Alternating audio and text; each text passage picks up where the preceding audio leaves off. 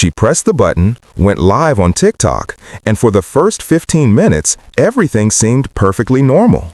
Rebecca smiled at her phone, chatted with her viewers, answered their questions about her day. But then, a door opened. Someone walked in. Someone who didn't know the camera was recording. And what happened next, what her viewers heard in those few minutes, would change everything. The audience didn't see much, but they heard enough. Enough to know something was terribly, terribly wrong. Before I continue, please share this video. Stories like this raise awareness and can protect someone in danger. You never know whose life you might save by simply hitting that share button. This is a story that needs to be told. A story about hidden abuse, about the power of community, and about how sometimes the internet can be a place where people actually help each other. To understand what happened that night, we need to go back to when Rebecca was just a kid. Rebecca Thompson grew up in a small town in Ohio, the kind of place where everyone knew everyone. She was always a quiet girl, the type who preferred books to parties, who spent her weekends drawing in her sketchbook rather than hanging out at the mall. Her teachers loved her. She was polite, always turned in her homework on time, never caused trouble. But behind that calm exterior was a girl who had already experienced more loss than most people face in a lifetime. When Rebecca was 14, her mother passed away after a long battle with cancer. It happened slowly, painfully, and Rebecca watched it all. She held her mother's hand in those final days, made her promises she desperately wanted to keep. Her father, a truck driver who was rarely home even before the illness, fell apart after his wife died. He started drinking more, disappeared for longer stretches of time. Within a year, he was gone too. Not dead, just absent. He left Rebecca with relatives and never looked back. No phone calls, no birthday cards, nothing. That's when Uncle Darlington stepped in. Darlington Hayes was Rebecca's mother's older brother, a man in his late 40s who had never married, never had children of his own. He lived alone in a modest two-bedroom house on the outskirts of town, worked as a maintenance supervisor at the local community college, and had always been the responsible one in the family. When Rebecca needed a place to stay, Darlington didn't hesitate. He cleared out his spare bedroom, bought her new sheets and a desk for her schoolwork, and told her she could stay as long as she needed. The family praised him. Finally, someone stepping up. Finally, someone taking care of that poor girl. Rebecca was 16 when she moved in. She told herself she was lucky, grateful, that things could have been so much worse. At first, it seemed like Darlington was exactly what everyone said he was, a decent man doing the right thing. He made sure Rebecca had everything she needed for school. He drove her to her part-time job at the local diner.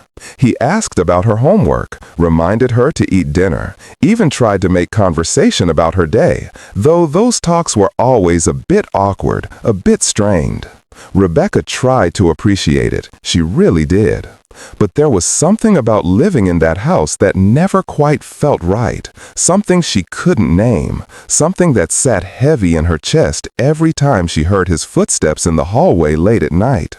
To everyone in town, Darlington Hayes was a pillar of the community.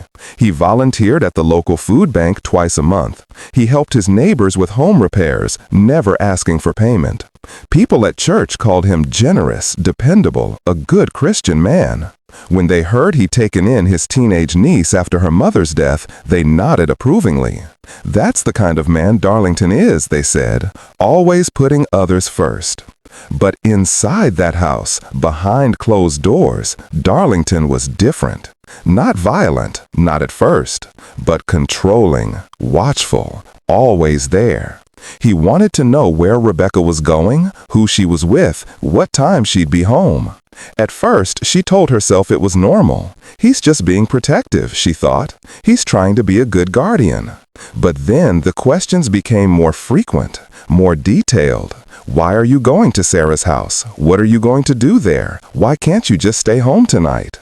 When she got her first cell phone, bought with her own money from her waitressing job, Darlington asked to see it. Just to make sure you're being safe online, he said. She handed it over, and he scrolled through her messages, her photos, her social media. He didn't say much, just handed it back with a tight smile. Be careful who you talk to, he warned. There are a lot of bad people out there. Rebecca felt the walls closing in, but she didn't know how to explain it. He wasn't hitting her. He wasn't yelling at her. He was just there, always watching, always listening. When she stayed late at school for a club meeting, he called her phone 3 times before she even got to the parking lot. When she mentioned a boy in her English class, Darlington's jaw tightened. Boys that age only want one thing, he said. You need to be smarter than that. She stopped mentioning boys, stopped mentioning friends, stopped talking about anything that might set him off. By the time Rebecca turned 18, she had learned to keep her world small. She went to community college during the day, worked at the diner in the evenings, came home, and stayed in her room. She didn't go out on weekends, didn't date, didn't make plans. Darlington never explicitly forbade her from doing these things, but his disapproval was enough.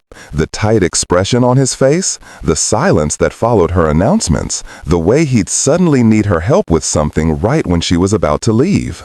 It was easier to just stay home, easier to avoid the tension. What Rebecca didn't realize, what she couldn't have known, was that Darlington's behavior had a MAME: coercive control, emotional abuse. It was manipulation dressed up as care, isolation disguised as protection, and it was slowly, methodically cutting her off from the outside world. Before I continue, I want to be honest with you. Creating videos like this, it takes time. It takes research. It takes emotional labor. I spend hours digging through case files, reading court documents, cross-checking facts, making sure every detail is accurate. I invest in tools, software, data sources, voiceover programs, editing equipment. I use AI to help process information safely, to make sure I'm telling these stories in a way that respects the victims and educates the audience. Many people assume these stories are easy to make, that I just throw them together in an afternoon. But the truth is, each video requires hours of research, careful rewriting, fact-checking, scripting, recording, editing. It's a process that demands attention, care, and resources. There are weeks we can't post, not because we can't find cases, but because resources are limited and we have to manage what we have. If you believe in what we do, if you think sharing these stories helps create awareness, helps protect people, helps shine a light on abuse that happens in the shadows, then please consider supporting the channel. You can send gifts if you want to support our work. It helps us keep going. It helps keep these important stories alive. Every bit of support means we can continue bringing you cases like Rebecca's, cases that need to be heard, cases that might save someone's life. Thank you for being here. Thank you for listening. Now, let's go back to Rebecca. By the time Rebecca was 22, she had been living with Darlington for 6 years. 6 years of walking on eggshells. 6 years of feeling like she couldn't breathe. She had graduated from community college with an associate degree in graphic design, but she hadn't pursued it further. Darlington said there was no point in taking on more student debt. Better to keep working at the diner, keep saving money, stay practical. Rebecca wanted to argue, wanted to say that this wasn't the life she'd imagined for herself. But the words died in her throat. It was always like that with Darlington.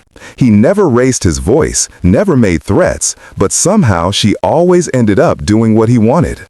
The control had escalated so gradually that Rebecca barely noticed.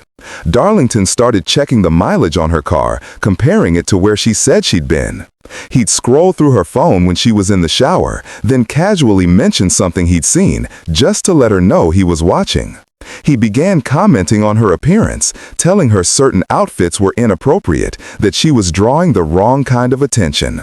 Rebecca started wearing looser clothes, avoiding makeup, keeping her hair pulled back. Anything to avoid his disapproval. But the worst part was the isolation. When Rebecca's childhood friend Emma reached out, suggesting they meet for coffee, Rebecca hesitated. She knew Darlington wouldn't like it. Sure enough, when she mentioned it, his face hardened. "Emma," he said slowly, as if tasting the name. "The one who dropped out of college. The one who's always posting drunk photos online. Is that really the kind of person you want to spend time with?" Rebecca thought about defending Emma, but what was the point? Darlington had already made up his mind. She texted Emma back, said she was busy, maybe another time. Emma's replies became less frequent after that. Eventually, they stopped altogether. It wasn't just Emma, it was everyone. Every friend who reached out was met with Darlington's subtle disapproval. Every invitation was followed by reasons why Rebecca shouldn't go, why it was a bad idea, why she'd regret it. And slowly, painfully, Rebecca's world shrank to just two places, the diner where she worked and the house where she lived. She stopped getting invitations, stopped getting texts. People assumed she wasn't interested, that she'd moved on, that she wanted to be left alone. But the truth was, Rebecca was trapped, and she didn't even realize it yet. One evening, after a particularly long shift at the diner, Rebecca came home to find Darlington sitting in the living room, her laptop open on the coffee table. He looked up when she walked in, his expression unreadable. "I was checking the internet history," he said calmly. "Just making sure there's nothing inappropriate going on in my house." Rebecca felt her face flush with anger and humiliation.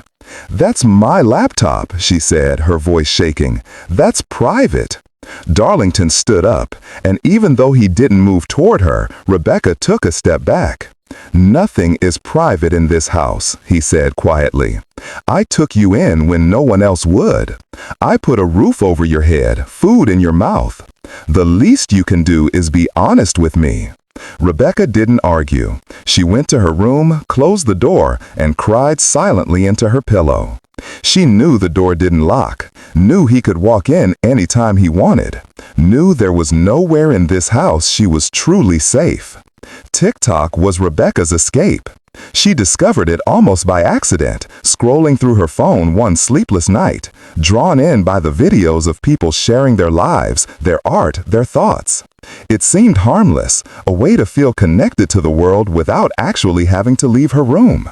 She created an account under a username that had nothing to do with her real name, Redraws22, and started posting little sketches she'd been working on. Nothing fancy, just pen and ink drawings, small glimpses into her imagination. At first, she had maybe 20 followers, then 50, then 100. People were commenting, telling her they loved her work, asking if she took commissions. Rebecca felt something she hadn't felt in years, seen, appreciated, valued. She started going live occasionally, late at night when Darlington was asleep. She'd sit in her room with the door cracked open, just in case, and talk to whoever was watching. Most nights it was only 5 or 10 people, but it didn't matter. For those brief moments, Rebecca wasn't trapped. She wasn't alone. She was just herself. Darlington noticed, of course. He always noticed. One morning over breakfast, he mentioned it casually. "I see you've been spending a lot of time on that app," he said. "TikTok, isn't it?" Rebecca's heart sank. "How did you know?" she asked.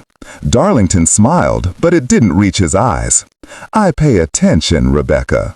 That's what family does. We look out for each other. Be careful with that stuff. People online aren't always who they say they are." Rebecca nodded, said she understood, and felt the familiar weight settle back on her chest. He was watching. He was always watching. But Rebecca didn't stop. She couldn't. TikTok was the only thing that felt like hers anymore. She became more careful, deleting her viewing history, making sure her notifications were silenced, only going live when she was certain Darlington was out of the house or deep asleep.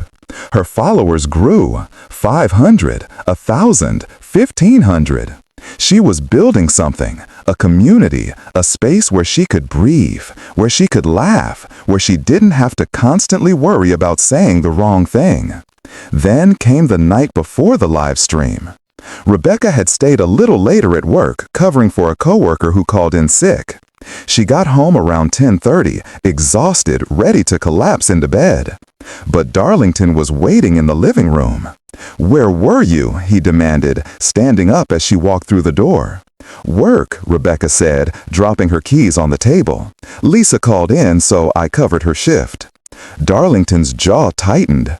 "You didn't tell me you'd be late? You know I worry." "I'm sorry," Rebecca said, though she wasn't. "I didn't think it was a big deal." Darlington stepped closer. "Everything is a big deal, Rebecca. Every choice you make, every lie you tell." He wasn't yelling, but his voice was sharp, cutting. Rebecca felt her pulse quicken. "I'm not lying," she said quietly. "I was at work. You can call and ask." Darlington stared at her for a long moment, then shook his head. "You think I'm the bad guy here, don't you?" he said. "You think I'm trying to control you. But I'm the only one who's ever cared about you, Rebecca. Your father left, your friends left. I'm all you have.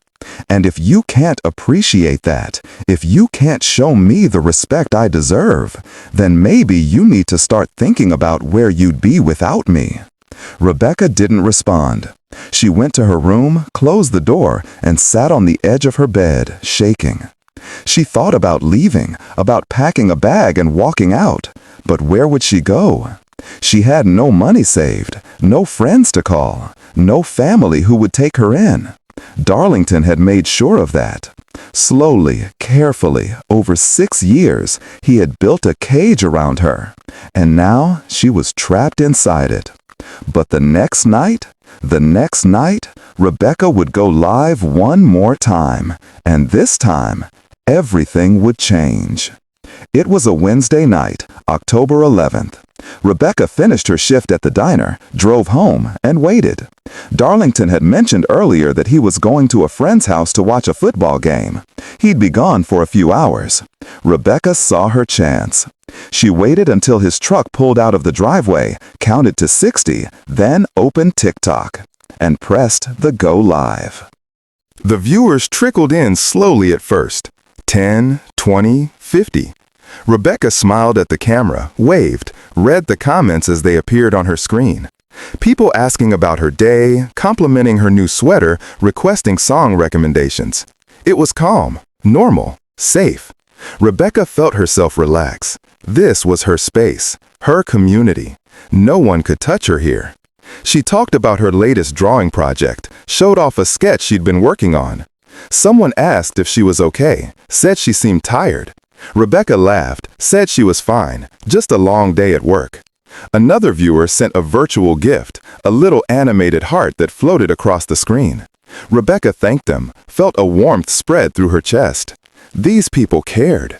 These strangers on the internet, thousands of miles away, cared more than anyone in her real life. Then the door opened. Rebecca glanced up, startled, and the smile froze on her face. Darlington was standing in the doorway. He wasn't supposed to be home yet. The game had been canceled, he'll say later. He came back early. He didn't know she was live. But he saw the phone propped up on her desk, saw the light from the screen, and his expression darkened. Rebecca's viewers heard everything. "What the hell are you doing?" Darlington's voice, sharp and angry. Rebecca stammering, trying to explain. "Nothing, I'm just talking to some people." "Who?" Darlington demanded, stepping into the room. "Who are you talking to, Rebecca? I told you about this. I told you to be careful." The comments section exploded. "Who's that? Is she okay? Someone call someone. Is he hurting her?" Rebecca tried to end the stream, her hand shaking as she reached for the phone, but Darlington grabbed her wrist. "Don't you dare," he hissed. "Don't you dare turn that off. Who's watching you right now, Rebecca? Who the hell is watching you?" His grip tightened. Rebecca winced, and the viewer saw her face, saw the fear in her eyes, saw the way she flinched when he leaned closer. The stream was still going. Hundreds of people were watching now, recording, screaming in the comments for someone to help. Then Darlington noticed the phone, noticed the red recording light. His face went pale. He let go of Rebecca's wrist and stepped back, and for a moment there was silence. Then Rebecca grabbed the phone and ended the stream. The screen went black, and in living rooms and bedrooms across the country, hundreds of people sat in stunned silence, trying to process what they just witnessed. Within minutes, the comment section of Rebecca's last video became a war zone. People who had been watching the live stream started posting. Did anyone else see that? Someone needs to call the police. Does anyone know where she lives? The panic spread like wildfire. Users started screen recording the clips they'd saved, reposting them, tagging accounts with larger followings.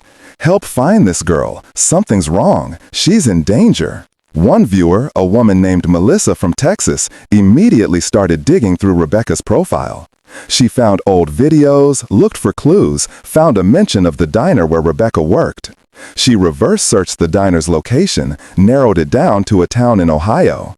She posted everything she found in the comments, hoping someone local could help. Another viewer, a college student named Jordan, took the clips and posted them to Twitter with the hashtag #SaveRedraws. It trended within an hour. But not everyone believed it was real. Some people accused Rebecca of faking it for attention, said it was staged, said people would do anything for views these days. The skepticism was cruel, dismissive, and it made the people who knew what they'd seen even more desperate. This wasn't fake, this was real, and this girl needed help. Several viewers tried to reach out to Rebecca directly through DMs, but her account went silent. No responses, no new posts, nothing. The silence was terrifying. Then someone called the police. Multiple people, actually. They contacted the local police department in the town where Rebecca's diner was located, explained what they'd seen, sent the screen recordings. The dispatcher was skeptical at first, asked if this was a prank, but the caller insisted. Please, just check on her. Please. The dispatcher said they'd send someone to do a welfare check, that they'd look into it. But the internet didn't trust that. Didn't trust that it would be enough. A TikTok user with over 1 million followers, someone who had seen the clip circulating, made a video about it. This is why we need to take these things seriously, she said into the camera. This girl might be in real danger. If you have any information, if you know who she is, please reach out. The video got 3 million views in 6 hours. The pressure mounted. Local news stations started picking up the story. Girl in danger after disturbing TikTok live stream. Have you seen her? The community rallied in a way Rebecca had never experienced in her real life. Strangers fighting for her, strangers refusing to let this go. Rebecca didn't sleep that night. She sat on her bed, door locked, heart pounding, listening to Darlington pace in the hallway. He tried the doorknob once, twice, but didn't force it open. She waited for him to say something, to yell, to demand she come out, but he didn't. The silence was worse. The next morning, Rebecca emerged from her room cautiously, found Darlington sitting at the kitchen table, coffee in hand, looking calm. Too calm. We need to talk, he said, gesturing to the chair across from her. Rebecca sat down slowly, her hands trembling. About last night, Darlington continued, his voice measured, controlled. I think you misunderstood what happened. I was worried about you, Rebecca. I came home and saw you talking to strangers on the internet, and I got scared. You know how dangerous that can be. I was trying to protect you. Rebecca stared at him, disbelief and anger warring inside her. You grabbed me, she said quietly. You hurt me. Darlington's expression didn't change. I didn't hurt you, Rebecca. I would never hurt you. Maybe I raised my voice, but that's because I care. Because I don't want to see you get taken advantage of by people online who don't have your best interests at heart. You're confused, you're upset, but you need to understand, I'm on your side. I've always been on your side. The gaslighting was textbook. Denying what happened, rewriting the narrative, making her question her own memory, her own reality. And for a moment, just a moment, Rebecca almost believed him. Almost convinced herself that maybe she had overreacted, that maybe it wasn't as bad as it seemed. But then her phone buzzed. She glanced at the screen and saw dozens of notifications, messages from people she didn't know, comments on her videos, news articles being shared. Her hand shook as she opened TikTok and saw the flood of support. People telling her they believed her, people telling her to get out, people offering help, resources, contacts for domestic violence organizations. Rebecca looked back at Darlington, and the fog lifted.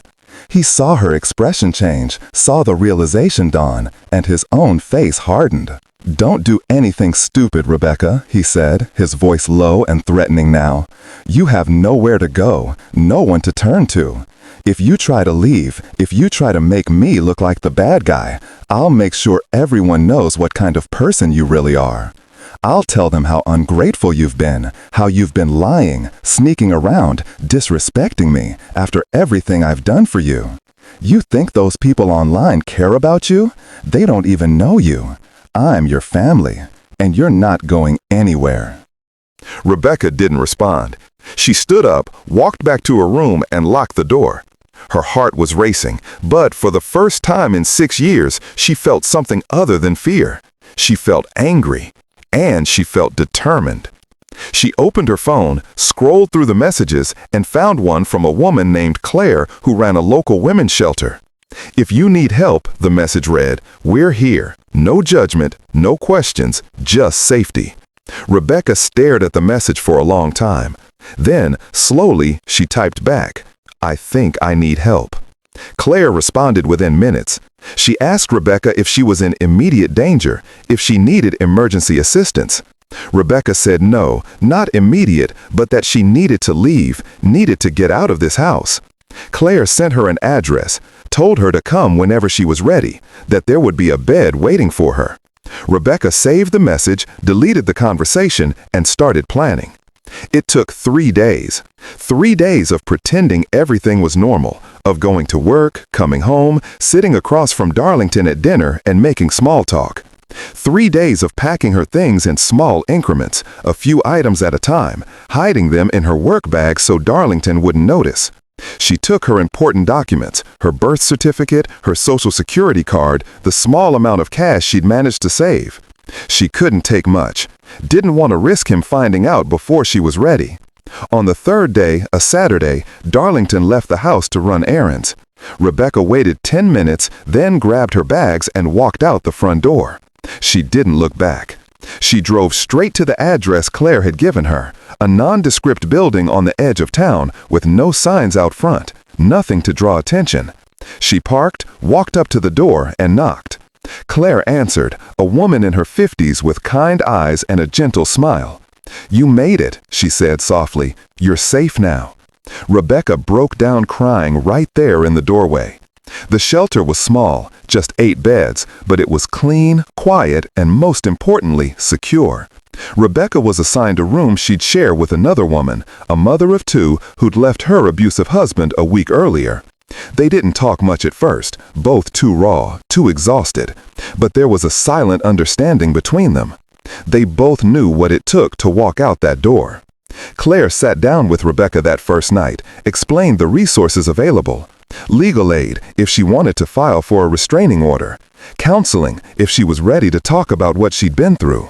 Job placement assistance since Rebecca would need to find a new job, couldn't risk Darlington showing up at the diner. And most importantly, Claire said, time. Time to heal. Time to figure out what comes next. Rebecca called her manager at the diner the next day, explained that she'd left an unsafe living situation, that she couldn't come back to work, not right now. Her manager, a woman named Diane who'd known Rebecca for years, was silent for a moment. Then she said quietly, "I had a feeling something was wrong. You don't need to explain. Take care of yourself, honey. We'll be here if you ever want to come back." Rebecca thanked her and hung up, feeling the weight of years of isolation lift just a little. Meanwhile, back at the house, Darlington realized Rebecca was gone. He called her phone over and over, left voicemails that started calm and grew increasingly frantic. "Where are you? You need to come home. We can talk about this." Then the messages turned angry. "You're making a huge mistake. You're going to regret this. Don't think you can just run away from me." Rebecca blocked his number, blocked him on every social media platform, cut off every avenue he had to reach her. And slowly, painfully, she started to breathe again. 2 weeks after leaving Darlington's house, Rebecca went back online. She posted a video on TikTok, her face on camera for the first time since that night. "I just want to thank you," she began, her voice shaky but clear. "To everyone who reached out, who reported what they saw, who refused to let this go. You saved my life. I didn't realize how bad things were until you showed me, until you made me see that what was happening to me wasn't okay. I'm safe now. I'm in a place where I can heal, where I can start rebuilding my life. And I couldn't have done it without all of you." The video went viral, millions of views, thousands of comments from people sharing their own stories of abuse, of escape, of survival. Rebecca read every single one. She cried, she smiled. She felt, for the first time in years, like she was part of something bigger than herself, like she mattered. The community that had rallied to help her continued to support her. People sent donations to the shelter where she was staying. Others shared resources linked to organizations that help abuse survivors. A graphic design agency in the next town over reached out, said they'd seen her work, asked if she'd be interested in an entry-level position. Rebecca said yes. Darlington tried to contact her once more, showed up at the diner looking for her, but Diane, her former manager, told him Rebecca didn't work there anymore and that he needed to leave. When he refused, Diane called the police. They escorted him off the premises and warned him not to come back. Rebecca filed for a restraining order with the help of the legal aid attorney assigned to her case. It was granted. Darlington Hayes was ordered to stay at least 500 feet away from Rebecca Thompson at all times. He contested it, claimed he'd done nothing wrong, but the evidence was undeniable. The TikTok video, the testimonies from the shelter, the pattern of control and manipulation that Claire and her team documented. The judge sided with Rebecca. 6 months later, Rebecca moved into her own apartment. It was small, just a studio, but it was hers. She decorated it with plants, string lights, her own artwork on the walls. She started her new job, made friends with her coworkers, slowly rebuilt the social life that Darlington had taken from her. She still went live on TikTok sometimes, talking to the followers who'd stood by her, sharing her journey, offering hope to others who are still trapped. And every night, when she locked her door, she felt safe, truly, deeply safe. For the first time in 6 years, Rebecca was free. Rebecca's story is not unique. Every day, thousands of people are trapped in situations like hers, living with someone who controls them, isolates them, manipulates them into believing they have nowhere else to go. Coercive control is a form of abuse. It's psychological warfare. It's death by 1,000 cuts. And it's just as dangerous as physical violence. If you're watching this and you recognize yourself in Rebecca's story, please know that you are not alone. There are people who will believe you, who will help you, who will fight for you. If you or someone you know is in danger, please reach out for help. The National Domestic Violence Hotline is available 24 hours a day, 7 days a week. The number is 1-800-799-7233. You can also visit their website at thehotline.org. There are resources, shelters, legal assistance, all available to help you escape. You deserve to be safe. You deserve to be free. And if you want to support our channel so we can continue telling stories that bring awareness to hidden abuse, stories that might save someone's life, feel free to send gifts. Your support helps us keep doing this work, helps us shine a light on the darkness that too many people face every single day. Rebecca went live on TikTok, and what her viewers heard changed everything. But it didn't have to be TikTok. It could have been any platform, any moment, any person brave enough to see what was happening and refuse to look away. You never know whose life your action could protect. You never know when a single phone call, a single message, a single moment of caring could be the difference between someone staying trapped and someone finding freedom. Thank you for watching. Thank you for listening, and thank you for being part of a community that believes survivors, that fights for justice, and that never, ever stops caring.